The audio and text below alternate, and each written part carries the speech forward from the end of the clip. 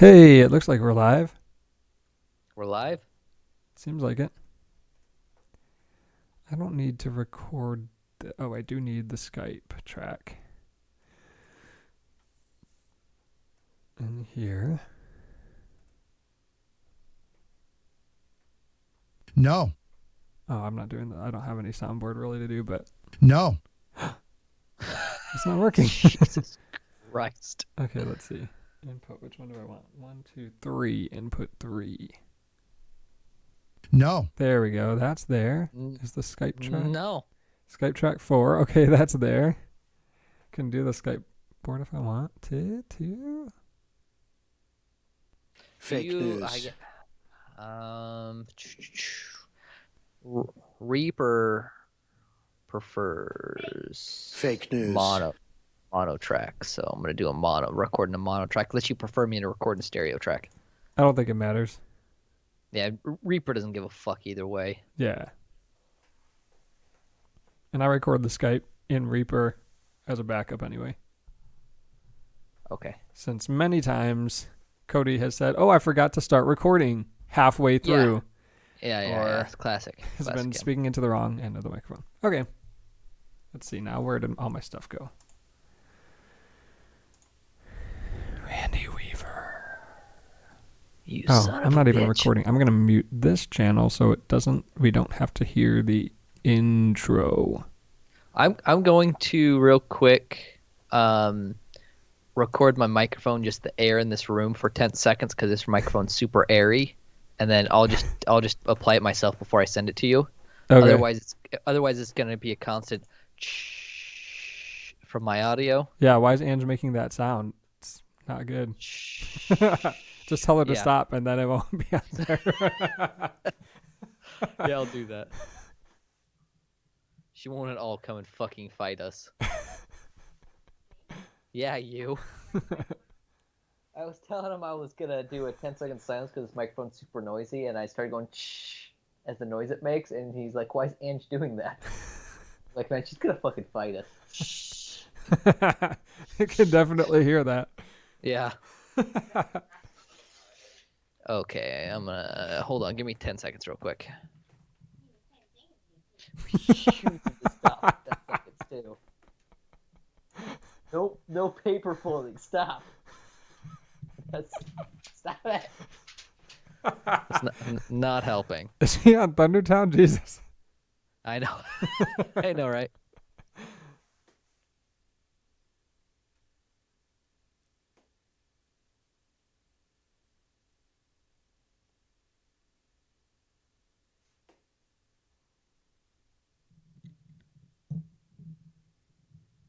Okay, that should do the trick. Yeah, I How'd I end definitely up don't do that. Fucking goddamn fucking Audacity, such a piece of shit program. So your Reaper. Oh, wait. That might work. I mean, that might be the same thing on my computer. I'm just using two different computers, so it doesn't know the difference. Like Reaper doesn't have control of the audio and Skype has the audio. That's definitely the case with Reaper. Even like stuff should I try to listen to from that computer, I just listen to everything on the other one because it's like you can't Reaper's got all the audio, you can only listen to shit from there. All right, great. Yeah, it's just Reaper's because it is a DAW. Yeah. You know, it can also be a giant fucking dick because of that. So Where is this cord? Oh. Let's pull that up out of there. Oh, that made it worse. Great. yeah, I don't know what the fuck you're doing because I can't see, but it's noisy. The only way you could see is if I shared my screen. Which you refuse to do, Yes. apparently. How are you gonna see all my notes? I What- mean, you're gonna see all my notes if I share my screen. Oh, well, okay, that's fair. That's My secret notes. You don't know what happened in Ruby Ridge. It's brand new information to you. Yeah, don't know shit. Just let me know when you want me to start recording, for fuck's sake. Okay, you can record at any point. All of this has been recorded on my end, including the Skype. Okay, let me make sure this shit's working right. Fucking Audacity. Yeah, it's working right. It's recording. God, I hate this fucking program. Audacity's the best. It's definitely not going to crap out in the middle of the nonsense. Hopefully not, but I wouldn't fucking surprise me. Can't believe I used to use this fucking program because I didn't think I could get a free version of Reaper. Well, anyways, that's not a part of the stream.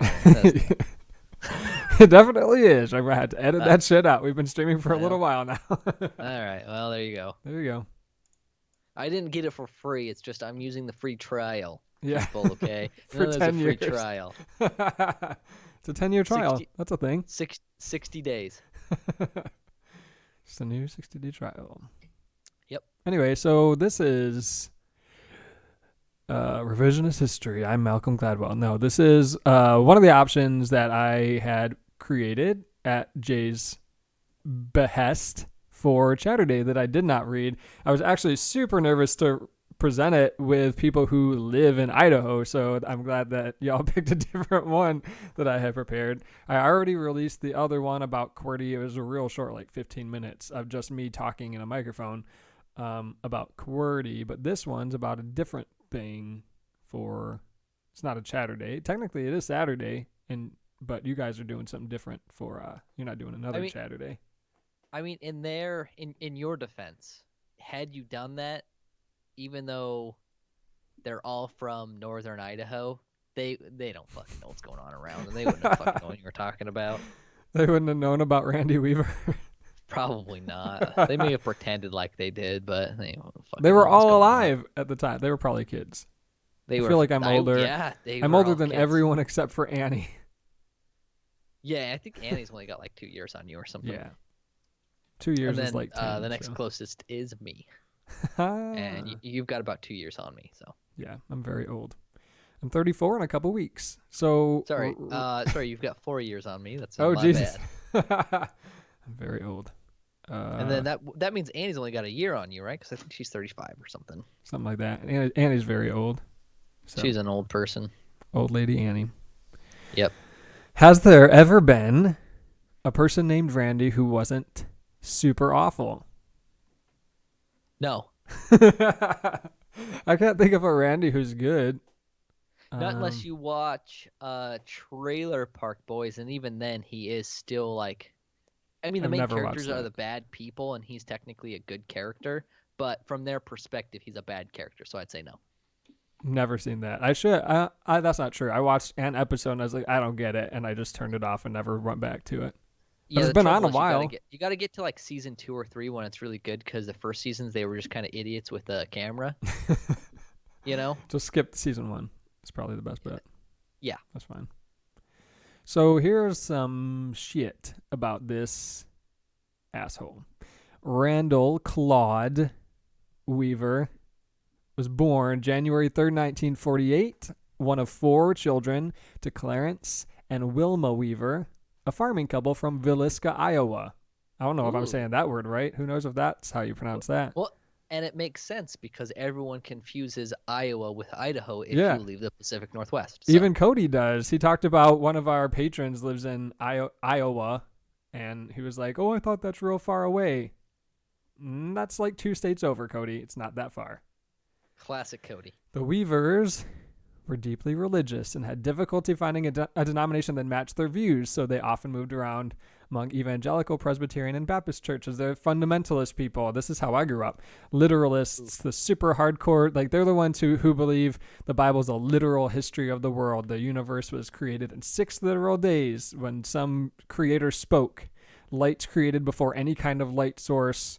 Some guy disobeys God about going to preach, so he gets swallowed by a giant fish and gets spit up on the land to go proselytize everybody. So you know, in their defense, in some ways, I have to back them up on that because all of this universe does seem pretty fucking half-assed.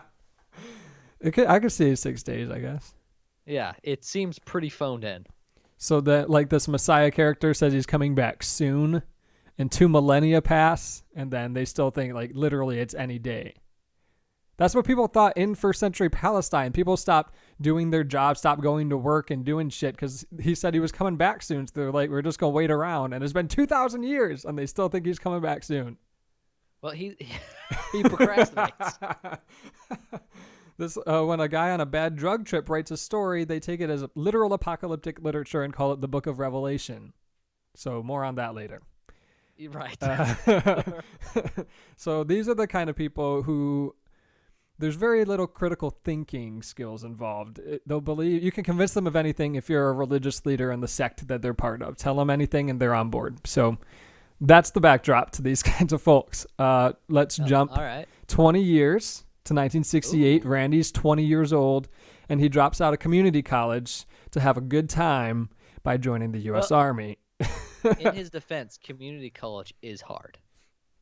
It can be. In Iowa, I don't imagine it's that hard, but maybe for a farmer. Maybe. I mean, the guy probably can't read yet. Yeah. So October 1968, at the height of the Vietnam War, Randy decides to join the U.S. Army. And he gets stationed at Fort Bragg in North Carolina, where he's assigned to U.S. Special Forces unit as a Green Beret. So let's get this guy lots of training on weapons and being a killer. Sounds like a real good plan. 3 short years later, Randy gets an honorable discharge from the Army. Super trained to kill and use firearms. So that'll carry on through to the rest of his life. Sure. 1 month. So October he gets discharged. In November, Randy Weaver and Victoria Vicky Jordison marry in a ceremony at the First Congregational Church in Fort Dodge, Iowa. Randy wants to impress her folks for some reason, so they get a minister from the Reformed Church of Jesus Christ of Latter-day Saints and a minister from the Congregationalist Church. So a Mormon and a Congregationalist minister. They get that real marriage. Got to get 2 times, then it's solid, for sure married. And that can't go wrong at all. Yeah. Mormons are, one of my partners, his family was Mormon. His mom was Mormon and his dad converted to marry her. Interestingly enough. And we all know that historically they're the most sane of the religious groups. So fun. So that sort of connects to what ends up happening, because the Mormons believe all sorts of shit about people with brown skin and about white people. So that'll connect in a little while. Just keep that in mind. The Mormons have some very white supremacist leanings as well, especially the early days, up until even present day. Wow. I would not have known that about them. You grew up in Mormon country, didn't you? I mean, P&W, bud. So after Randy and Vicky wed, Randy enrolls at the University of Northern Iowa to study criminal justice. He wants to be an FBI agent, shockingly enough. But, I mean, I don't know who could have predicted this. He drops out of this too, but this time because he's too poor. It's too expensive, tuition, he can't afford it, so he drops out of that. So, fine, that's fine. Community college, don't want to do community college. Go to real college, and he's too poor, so he drops out of that. All right. Poor guy. At this point, he is the poor character in this story. Yeah, at this point, poor guy. Later on, we'll see. So after the Army and his failed FBI adventure, he gets work at a local John Deere factory. If you don't know about John Deere, that's weird, but they build the stuff that you can cut lawns with and all sorts of farm duties, farm tractors and shit like that. John Deere. Right. Vicky worked as a secretary first and then as a homemaker, which is a thing to do. And the economy in Iowa is going down the shitter. So Randy's afraid he's going to lose his job. They get super worried about the current economic situation. So that's whatever. Like Iowa in the 80s was bad news. Even now, like farming's even worse in Iowa, but sucks for them. I guess I don't know a lot about the economics of farming in Iowa for some reason. I don't know why that's not right here in my handbook. Because you're not from the Midwest. You know about the farming in Idaho, southern Idaho. Even then, potatoes. I don't know. So with things. So if they weren't super, you could say crazy before with religion, they start to get a little bit more fundamentalist. They start to harbor more fundamentalist beliefs. Vicky starts to think that and be convinced that the apocalypse is imminent.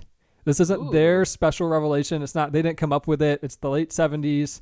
There's free love and drugs and make love, not war, but fundamentalists are going nuts too. So Charlie Manson's doing his helter-skelter thing, killing movie stars in the 70s. Jim Jones is building up the People's Temple and forcing everybody to drink poison Flavorade in the 70s. Heaven's Gate is founded by Marshall Applewhite and Bonnie Nettles in the 70s. It's a crazy fucking time period. Something's in the water. Everybody's going nuts in the 70s. They're all And it's, on and acid it's not trips. all the drugs. Yeah, they're It's all not on all the acid drugs going around. trips. It's the Sorry. water. It could be. Maybe runoff. It Fracking. could be, yeah. Time Fracking, yeah, travelers. fracking's a thing. So the reason they move over to Idaho, Vicky has this vision of her family surviving this apocalypse, moving away from corrupt civilization. So they move to a 20-acre property in remote Ruby Ridge, Idaho, in the early 80s and build a cabin on a mountain there. They pay $5,000 in cash and trade their moving truck for the land, valued at $500 an acre. In the 80s, that's not bad. That's not bad at all. I'd buy that. I mean, I have been to Idaho, so maybe I wouldn't buy that. I'm not a separationalist. I don't want to live where no one's around.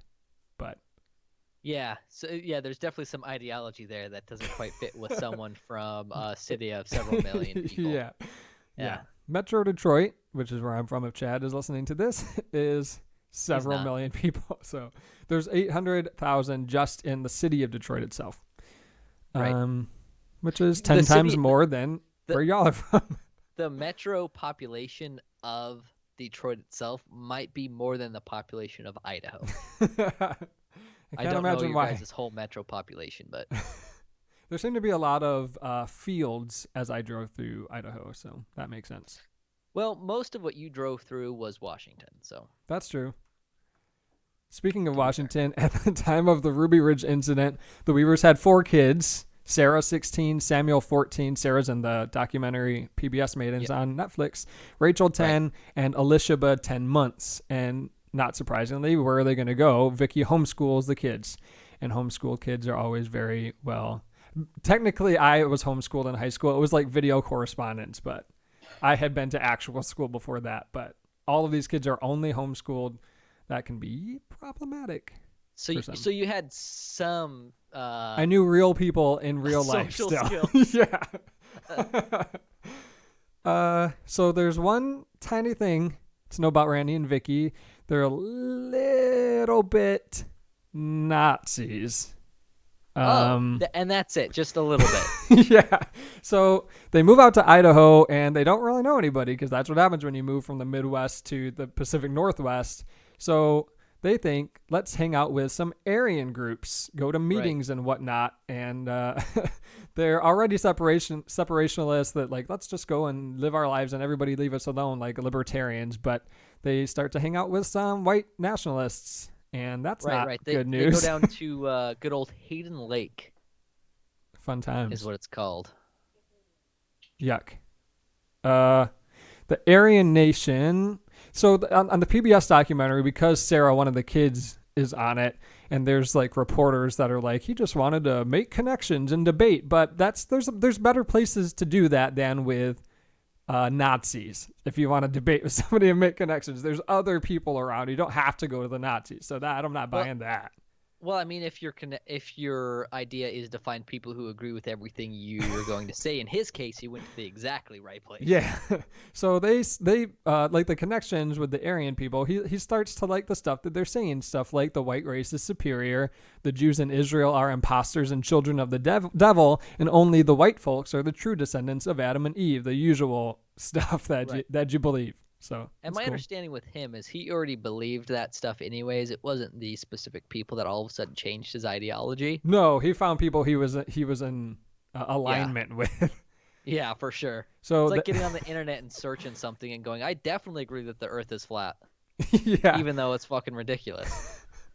The Aryan Nation, surprisingly, is a big problem on the radar of local, state, and federal law enforcement, especially in the 80s. They're usually armed, presumed to be very dangerous, and with the Nazi rhetoric and let's start a war against the government stuff. So the Weavers are already on the watch list for the feds, which is not the best place to be.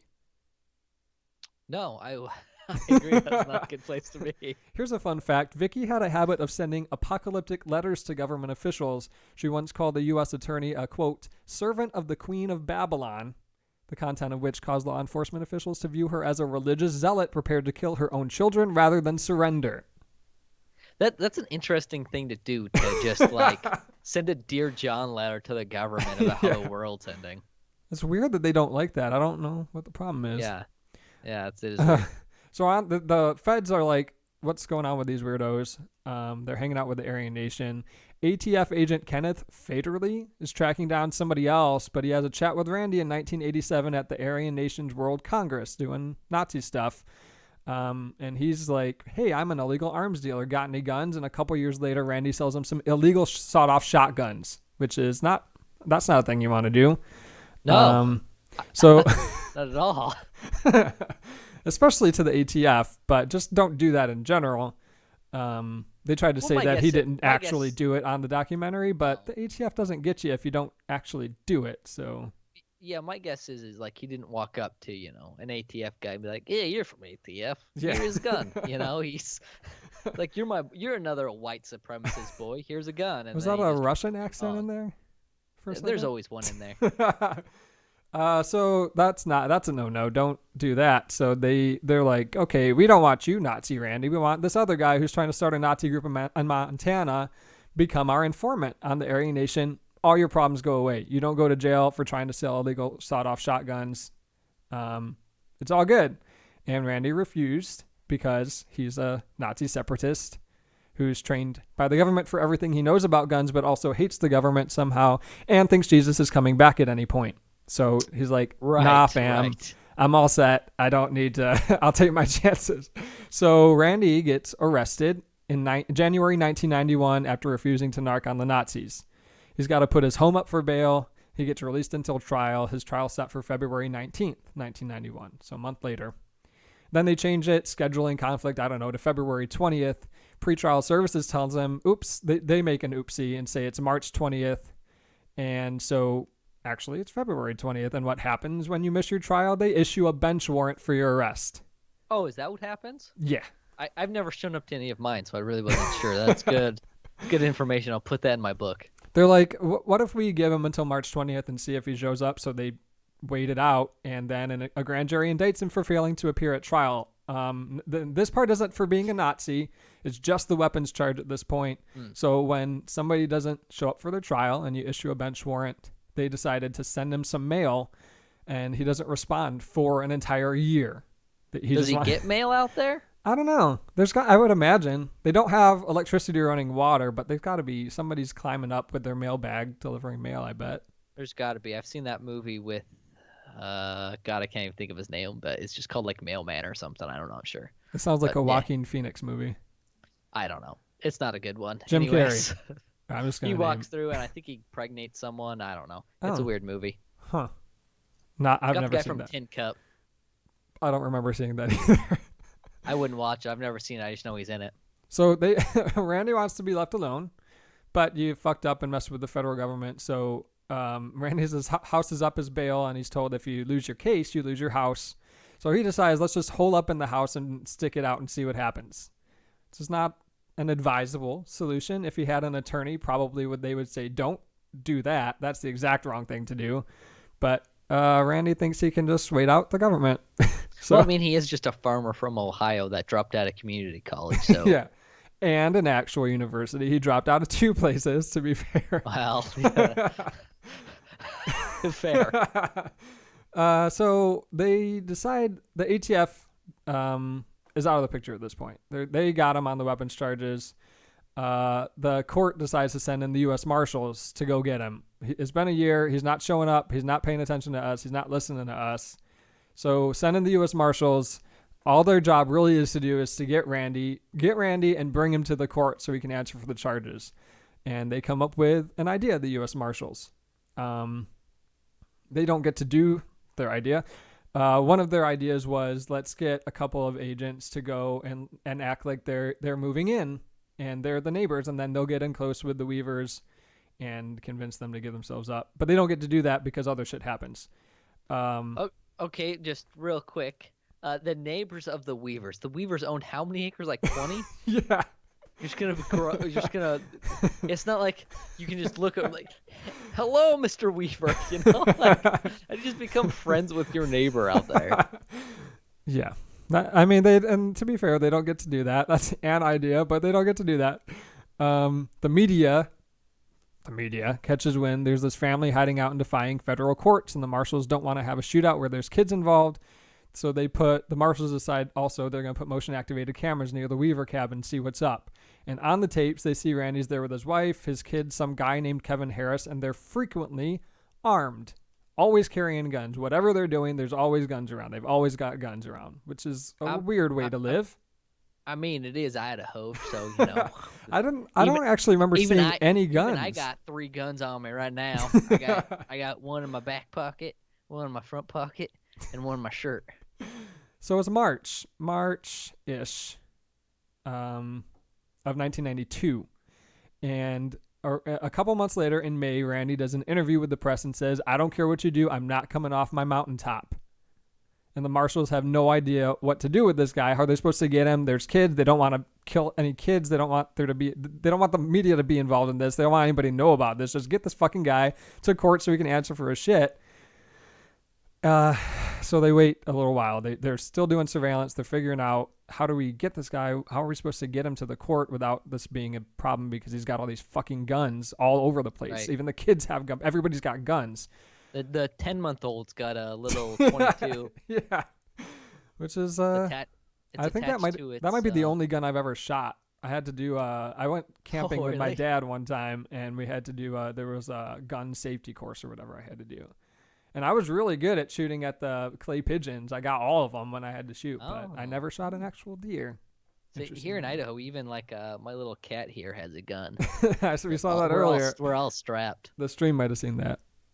Yeah. So August 21st of 92, 6 people end up, they're just going to go do surveillance. Deputy Marshal Dave Hunt, Deputy Marshal Art Roderick, and Marshal William Deegan lead a couple undercover teams to do surveillance for the day. 6 people all together. They had strict orders to avoid all contact with the Weavers, just see if anything's changed, get an update of what the family's doing, if they're just doing their chores and walking around with guns for no good reason, and get the other deputies familiar with the mountain. There ends up being one small problem when you have dogs. Sometimes they don't like strangers coming on the property, so they like it. Whereas if somebody comes near my house, I might not ever know it, but my dog will bark if he hears any kind of noise outside, or he can see any kind of shadow. If he sees any kind of squirrel that he doesn't recognize, he'll bark at it. So dogs have this thing where they bark at strangers. So these guys get a little bit too close, and the dogs, whose name is Striker, interesting. I don't think I would name a dog that, but Striker starts barking like shit, and they're not like on leashes or anything. They're on 20 acres of land, so the dog starts going because they're out there hanging out. Randy and his kid Sammy, and that some guy Kevin Harris, a family friend. I don't know what that means, but they're all out there allegedly hunting for deer. But the dog starts barking, and they're like, "Uh-oh, what's going on? Let's go find out." I think Kevin Harris was the guy who introduced him to the KKK groups he was hanging out with. Ooh, or he met good. him there. I don't really remember, but I know that's related. Sounds like a good guy. Yeah. But yeah, the dog definitely started running at the agents. So the dog's barking. It gets more intense. The dog's on the trail of one of the surveillance teams. The marshals start to retreat. They're like, we're not supposed to have any contact, avoid all contact thing. But they're out there. So the surveillance team scatters. The marshals eventually stop retreating. They have to take up defensive positions. This dog's not going to stop barking, and they're aware that we're here. So we're going to have to deal with this shit. Yep. It's super, super unclear depending on who you ask.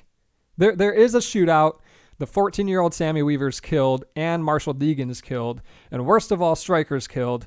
But nobody's sure exactly who shot first. There's 2 versions of the story. I don't know that I believe anything Randy says, but Randy and the family say the kids are in the woods with Randy. They're hunting deer. They come down the trail. They see some men dressed in fatigues, and one of the marshals shoots and kills the dog. Sammy freaks out and opens fire. The marshal opens fire, and Sammy's dead. Right. My understanding is the dog went to attack an agent. They shot the dog. Sammy shot at an agent, and, he shot at an agent who's been trained to shoot, and he's 14. Yeah. The marshals say they stood up to identify themselves and call out a surrender order, and Sammy just opens fire. So I could also see that. If I'm seeing somebody on my property and I don't know what's going on, I might open fire, but it's not great to do on marshals. It's not really great to fire on anyone. But and the problem is let's face it, some of those agencies have done some pretty sketchy shit. So it's possible that obviously they were doing surveillance and maybe they shot the dog and they shot the kid first. Who knows what actually happened? I would have shot the dog. If the dog's attacking me or the dog is alerting people that I'm around and I'm trying to stay hidden, I would definitely shoot the dog. There you go. But unfortunately, a kid gets killed is really too. up to Yeah. your future career within the agency. So the marshals believe they've been attacked by white Nazi separatists. The family believes they've been attacked by federal agents. Kevin and Randy run back, and the family decides to hole up the cabin and be real sad that Sammy's dead and figure out what they're supposed to do next. Randy and Vicky head down the mountain to get Sammy's body. He had been shot in the elbow and in the back. Maybe it was the same bullet. I don't know. Sammy's dead. They go down to get his body. They put it in some shed that's on the property. Right. Deputy Hunt calls for backup to get Marshall Deegan's body off the mountain and figure out what the fuck do we do. There's just been a shootout now, and we were just doing surveillance. This is not how we wanted things to go.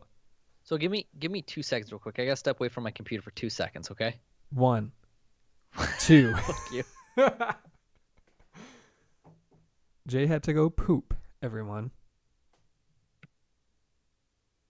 And he's washing his hands now. He can't hear any of this. I don't know if Ange can.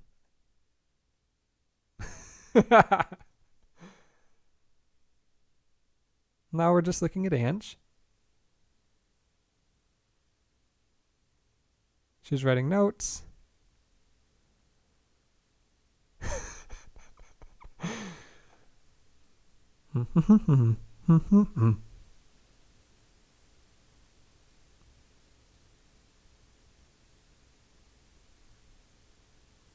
Angecam 2019. I wonder if the sound's just coming out of the speakers if Ange can hear me, or his headphones are very loud.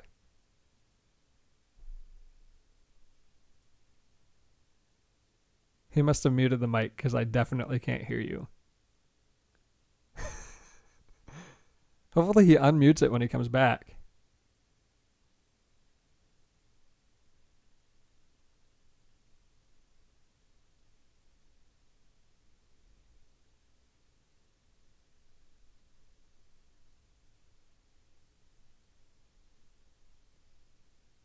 Uh-oh, I can't hear you.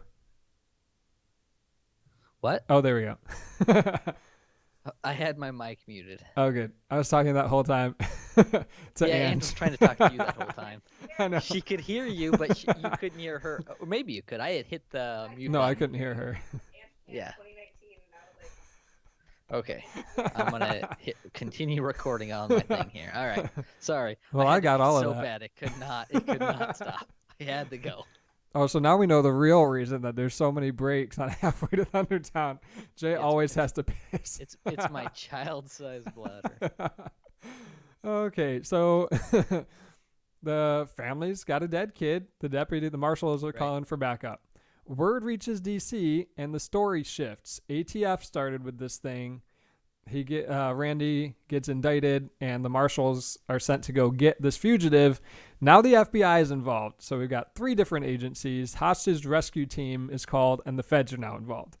And their orders, for some reason, are no. I don't know at this point if they actually know the full story, because government agencies famously don't talk to each other.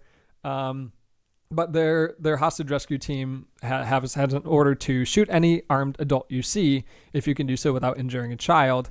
You can and should use deadly force is the wording for the FBI and their hostage rescue team. And how many agencies did it say was involved at this point? Well, so the ATF started with it. Right. The ATF's kind of out of this at this point. The marshals are there, and they're trying to get Right. the guy, and now the FBI is involved. So just the 2 at this point, the marshals and the FBI are involved now trying to get this guy.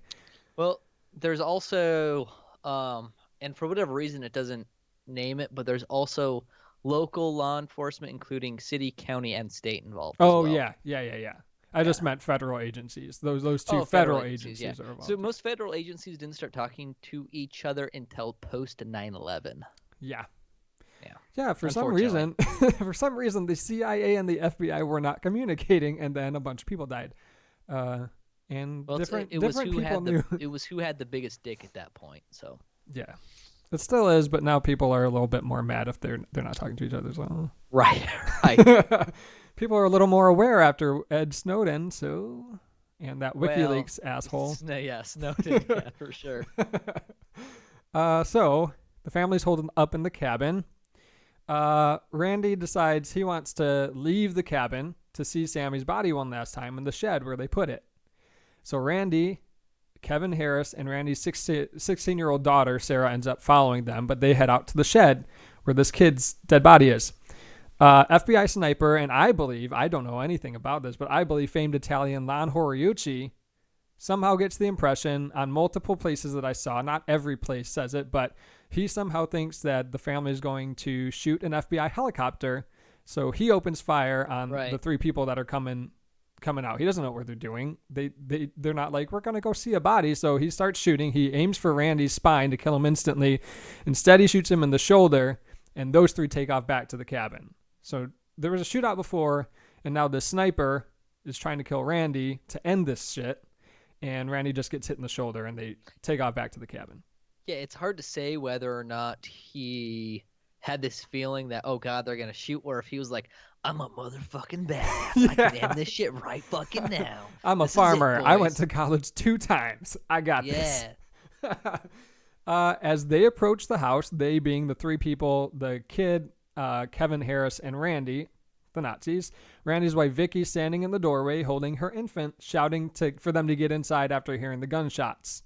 Lon Horiuchi opens fire again. He's trying to shoot Kevin Harris this time. Just end this shit some way, somehow. He misses and shoots Vicky in the face, killing her instantly. Well, I actually think he did hit Harris. He did. That same bullet, JFK style, also seriously injured Harris, hitting him in the chest. Right. So technically he hits Harris, but also accidentally shoots Vicky and kills her. But Harris does survive. He does. Yeah. So Randy, Kevin Harris, and the other kids who are still alive take cover in the cabin, and all hell continues to break loose. So here we have Randy's wounded. He gets hit in the shoulder. Kevin Harris is wounded pretty critically. 14-year-old Sammy's dead, and now Vicky is dead. And there's a couple kids that are still alive, the infant and another kid and Sarah. The FBI has sent the hostage rescue team to deal with the Weaver problem, and a standoff ensues for 10 more days as several hundred federal agents surround the house, and the media gets there, and they show up, and a bunch of Nazis start showing up, and they're all, this family and Kevin Harris are holing up in this house with Vicky. The body of Vicky is in the house with them under a blood-soaked blanket. 350 to 400 men from the government and local law enforcement are figuring out, like, what the fuck are we supposed to do now? And the negotiators at this point from the hostage rescue team don't actually know that Vicky is dead. So unfortunately, in the mornings, they call out, Vicky, we have blueberry pancakes, send the children out to try to get the kids out of there because they just want Randy. Randy's the problem. They want to get Randy because he's evading the government and he's evading his court shit. Right. And Sarah, if you see the documentary, Sarah's like, she thought that they knew that she's dead and they're just taunting her, but they didn't know that she'd been killed because, again, they're not all necessarily talking to each other exactly at the time. Well, they probably didn't know because my understanding is she was hiding behind a door, so they probably didn't even see her get shot. Yeah. So that sucks. Yeah. And then a lot of these things don't report how, because you were talking about how that there was more Nazis coming. Yeah, so what I couldn't actually find is what the Nazis were doing. The whole state. I mean, it was everywhere in Idaho that these Nazis were swarming and attacking local and federal police officers. It just wasn't at Ruby Ridge. It was the entire state. Shit.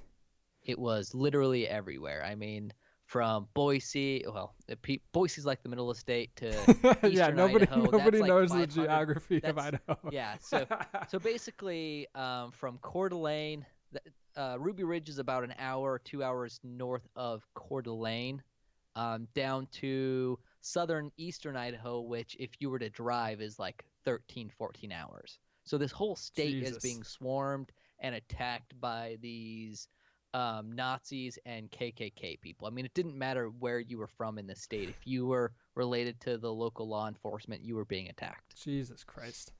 I mean, I don't understand why skinheads and Nazis are generally very reasonable people to deal with. Oh, are they?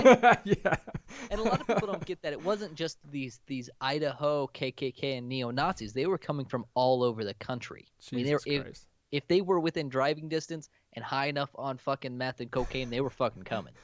Just like true Nazis. Yes. It's hard to kill people who are all hopped up on meth. So Yeah. that's why they almost won in the 40s. A group of skinheads at one point attempts to smuggle in weapons to assist Randy because what we need now is more weapons.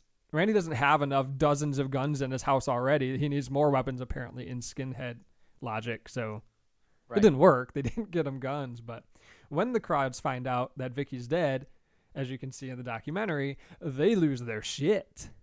Yes. 3 people are dead, including a marshal, and it's still not over. So they still don't know what the fuck, how the fuck is this going to end? How is all this going to resolve itself without everybody dying? Because that's not a good look. Nobody necessarily wants everyone to die, even though they're Nazis and it wouldn't be the worst thing in the world.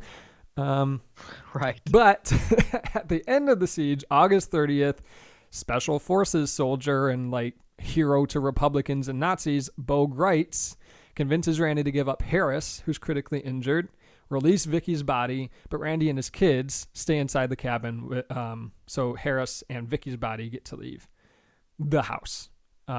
He goes back, Bo Greitz, and there's more of him being a weirdo on the documentary. He goes back the next day, and Randy had vowed to die before giving himself up, but somehow convinces Randy to give up after all. So Randy and his terrified daughters, because of what Randy has chosen to do, decide that they start to leave the house and are escorted by Bo Greitz down the mountain.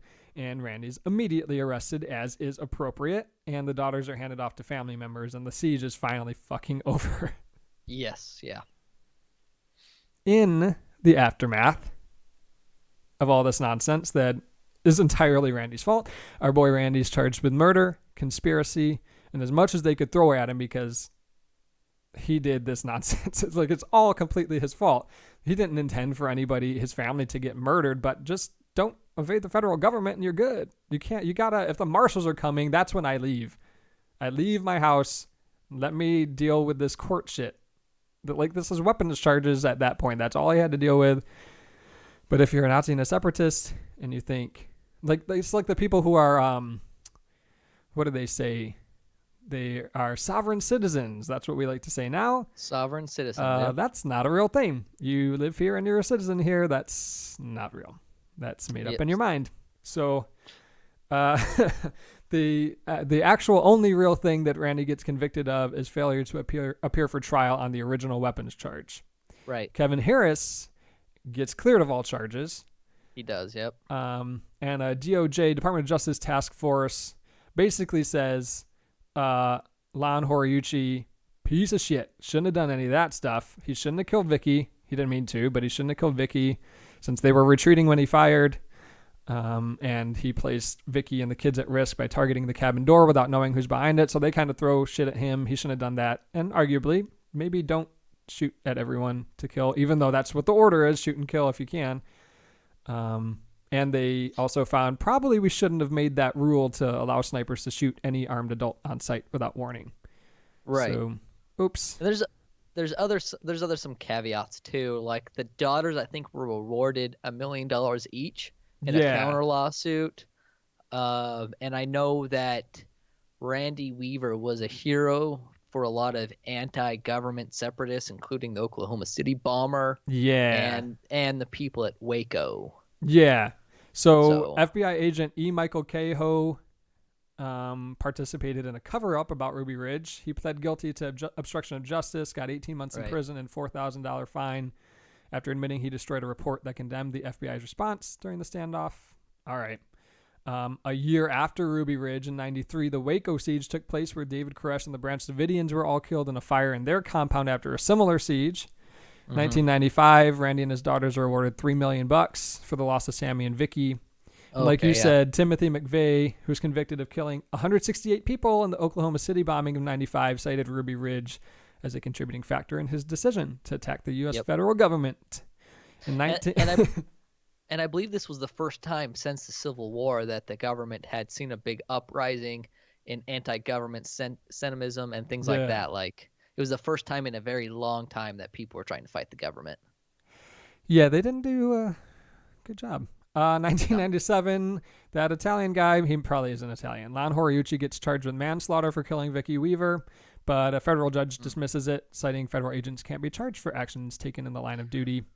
In 2001, that ruling's overturned. Interesting. That ruling's overturned in 2001, but Horiuchi is not charged again. Kevin Harris sued the government for $10 million, but he settled for $380,000, and the government never admitted any wrongdoing. So he would take any amount of money. Yeah. He went for a $10 million. He's like, 300K will work He too. probably wasn't going to get anything because he got shot in the chest, but you didn't die. Yeah.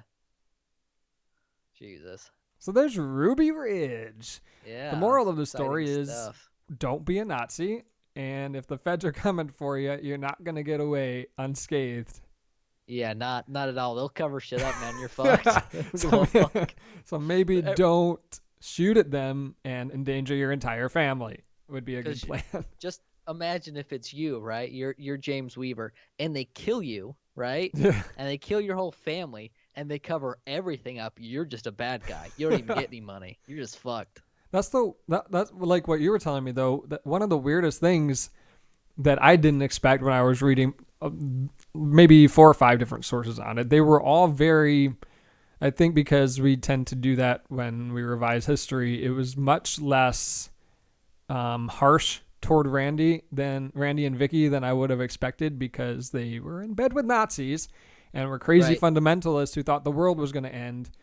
The government didn't do the FBI was not that great, and they shouldn't have killed people, but also they were told to kill people, so they were also doing their job. But there was not very much about that I could find about like all these fucking Nazis and skinheads from around the country just drove in and started doing shit. Yeah, crazy. There was I mean, none of really that. crazy stuff. I mean, they were breaking into like police officers' homes. They were trying to assault officers. Officers weren't even wearing like their uniforms on duty. And I'm not talking like the FBI agents. I'm talking local law enforcement that in some cases weren't even involved in it, you know? And even they were on high alert because they were just trying to protect their families and their own personal lives. It's a really crazy time. It's a weird thing. We don't even have like enough time. This could be a whole podcast almost. That's how much shit there is when you really deep dive it, because unless you talk to people that were there, it's kind of hard to really know what it was like. The internet just doesn't cover it well enough. Yeah, they didn't say that. Nothing that I looked at said anything about that. They were all talking about Randy and this and that, and Randy and the kids and the wife. And like, okay, yes, that is part of it, but tell the whole damn story. Why don't you? I think a part of it is like the deeper story is like people's personal experiences and not like things written during the media at the time. Like, because the media wasn't covering how police officers' families were fleeing the state and stuff like that for safety. They were just covering the Weavers themselves. Yeah. So a lot of it was just overlooked and not really written down. Yeah. It's very bizarre to me that there are people who think the Second Amendment is a thing and that exists and you can have whatever guns you want, but there are people who say that they should have lots of guns or AKs and ARs or whatever because, like the original intent was, if they ever need to rise up against the government, you're not going to rise up against the government with AKs and ARs. Like the government has bombs and drones and tanks and shit. Like we're past that. That's not going to happen anymore. Well, it's if you can get your hand on people bombs, saying support our troops. Well, who do you think you're fighting, bud? Yeah. Who are they going to send when you rise up against the government?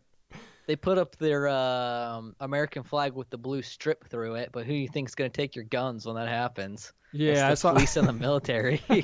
So, just something to think about. Yeah. Like with the Weavers, critical thinking is not always high on the skill set of folks that are very, very pro-gun. Well, guns, whatever. As American citizens, one thing we know is that our education system is in dire need of some help. So there you go. Don't worry, Bernie Sanders has a plan for that. All right, Bernie, do your best. Please help. Please send help. Call 911. Bernie, please.